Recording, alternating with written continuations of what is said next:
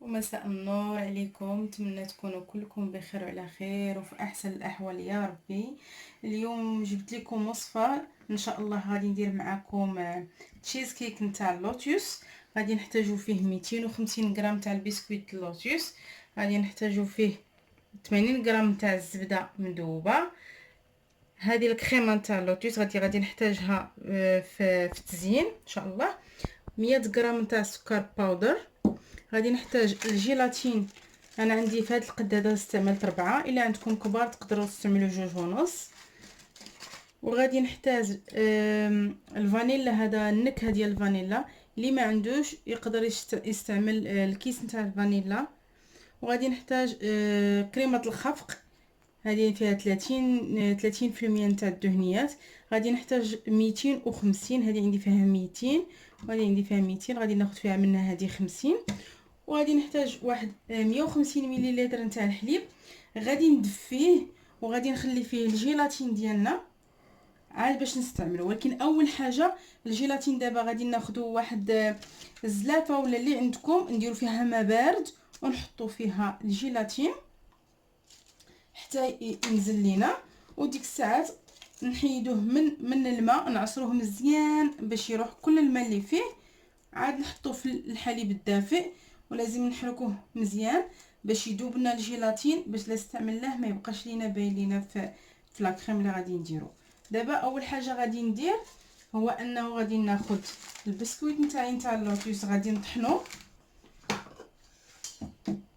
اللي عنده الماكينه يستعملها، اللي ما عندوش يقدر يخليه بس في كيس ويهرسو بشي عنده في البيت، او يحطوا اي حاجه، مهم بس ما يكونش ناعم بزاف وما يكونش خشن يعني بزاف، يكون وسط.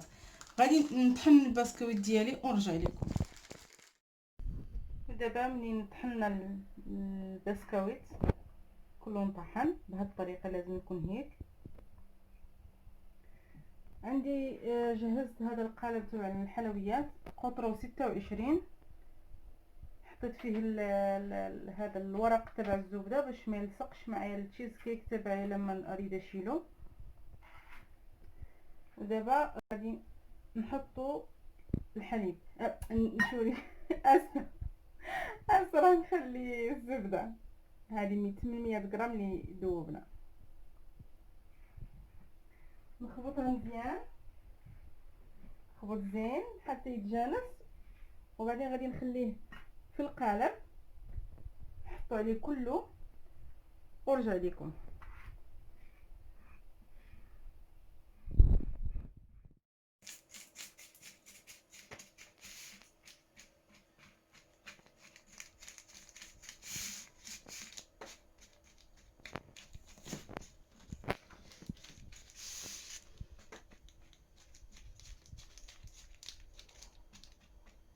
غادي نقادوه مزيان، نفرشوه مزيان بهذه الطريقه، ومن بعد غادي نحطوه في المجمد لغايه ما نخلص الكريمه. دابا غادي نبدا نقاد لا كريم اللي غادي هذا تشيز. نسيت ما قلت لكم اول حاجه في المقادير، فاش حطيت المقادير نسيت فيلادلفيا. غادي نحتاجو 350 غرام تاع فيلادلفيا، وغادي نحتاجو 250 غرام نتاع القشطه الطريه، 100 غرام تاع السكر الناعم. انا فاش طحنت البسكويت ديالنا خليت فيه واحد شويه للتزيين، خليت جوج وخليت واحد شويه للتزيين. والجيلاتين ديالي ها هو حطيته في ماء بارد حتى نبغي نستعملو. دابا منين نديرو مع الحليب غادي نعصروه مزيان، لازم نحيدوه من الماء نعصروه مزيان ما يبقاش فيه الماء، وبعدين نخليه في الحليب ونحطوه.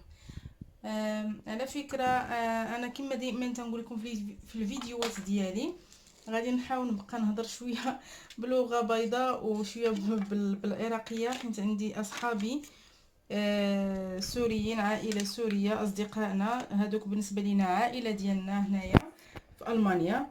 الصدق يعني، والنعمه النعم الاصدقاء ونعم الاسره. ان شاء الله الله يطول لهم في عمرهم ويخلي لهم اولادهم.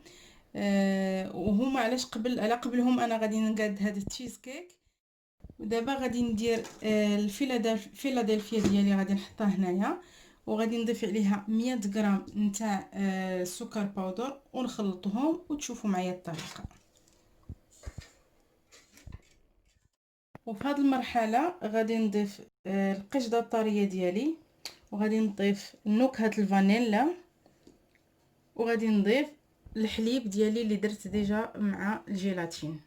ومنين نكمل كلشي نخلطو غادي نرجع لكم ان شاء الله. دابا هو وجد لينا لا كريم ديالنا، غادي نحطها فوق هنا.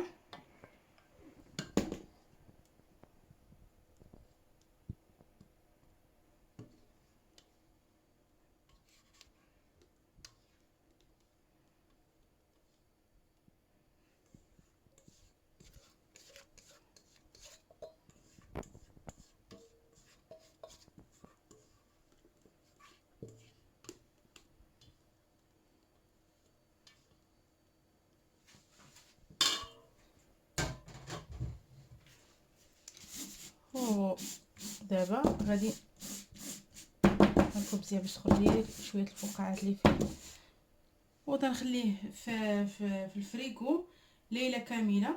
انا قديته دابا في الليل باش غدا الصباح ان شاء الله نديه معايا باش نزوقه، وغدا الصباح نرجع لكم باش نوريكم عمليه التزيين.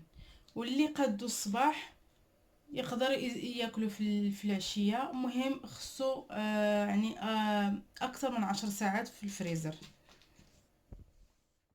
بعد ليله كامله في الفريغو طلعت التشيز كيك، ودابا غادي نزوقوا بالبسكويت اللي خليت البارح كما قلت لكم، والكريمه نتاع اللوتوس ذوبتها في الميكروفيلا واحد 2 دقائق باش يسهل عليا الاستعمال ديالها.